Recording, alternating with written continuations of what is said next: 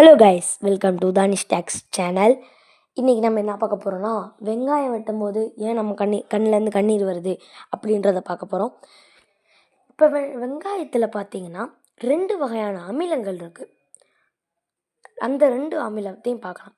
2 அமிலம், அதில் ஒரு அமிலம் வந்து சல்ஃபர் ஆக்சைடுன்னு ஒரு அமிலம் இருக்குது. இன்னொரு அமிலம் என்சைம்ஸ். அந்த மாதிரி 2 அமிலம் இருக்குது. இது ரெண்டுமே கலந்தால் லேக்ரிமோமேட்டரி அப்படின்ற ஒரு அமிலம் வருது.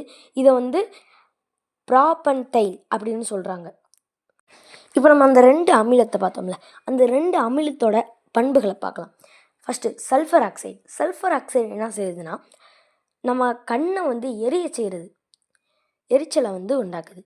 அடுத்து பார்த்திங்கன்னா என்சைமோட பண்பு பார்த்திங்கன்னா, எந்த அமிலத்தோடு சேர்ந்தாலும் அதோட பவரை அதிகப்படுத்துகிறது தான் என்சைம்ஸ்.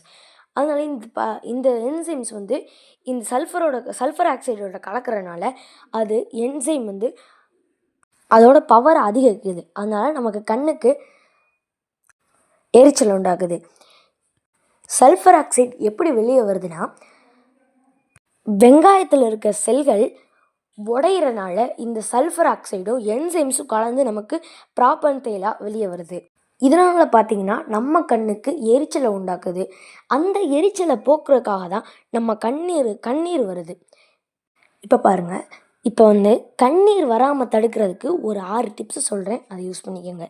கண்ணீர் வராமல் இருக்கிறதுக்கு ஃபஸ்ட்டு நீங்கள் 30 அல்லது 15 நிமிஷம் ஃப்ரிட்ஜில் வந்து வெங்காயத்தை வச்சுருக்கணும்.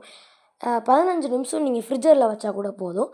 வச்சுட்டு அதுக்கப்புறம் நீங்கள் கட் பண்ணிங்கன்னா எரிச்சலை வந்து குறைக்கும். அது அதிகமாக எரிச்சல் வெளியேறாமல் கம்மியான சல்ஃபர் ஆக்சைடும் என்சைம்ஸும் கலந்து ப்ராபன்டைலாக அது கம்மியான எரிச்சலை உண்டாக்குற மாதிரி வரும்.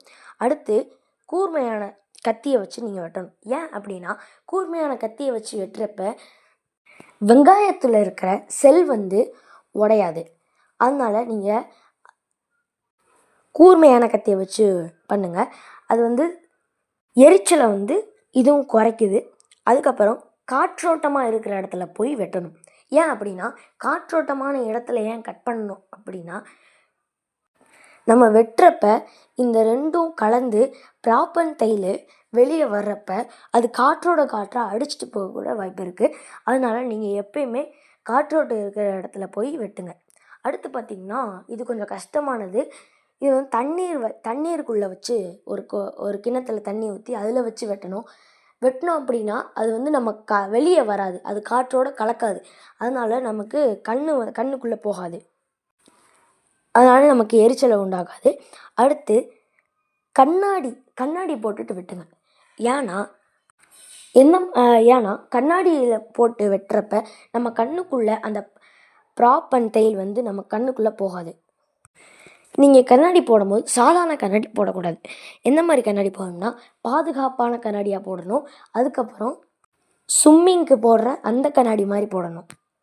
அடுத்து வெங்காயத்தோட வேர்பகுதி, அது ரொம்ப முக்கியமானது. இந்த வெங்காயத்தோட வேர்பகுதியை நீங்கள் எப்பயுமே கடைசியாக தான் வெட்டணும். ஏன்னா அந்த வெங்காயத்தில் அந்த வேர்பகுதியில் தான் அதிகமான சல்ஃபர் ஆக்சைடு இருக்குது.